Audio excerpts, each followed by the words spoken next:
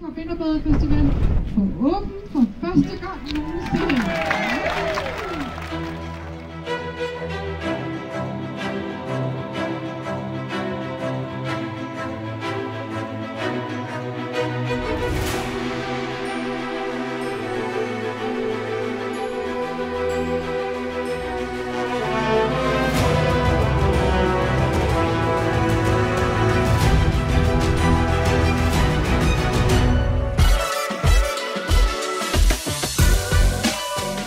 Det er jo ganske forfriskende og rigtig, rigtig dejligt, og den har en god rund smag.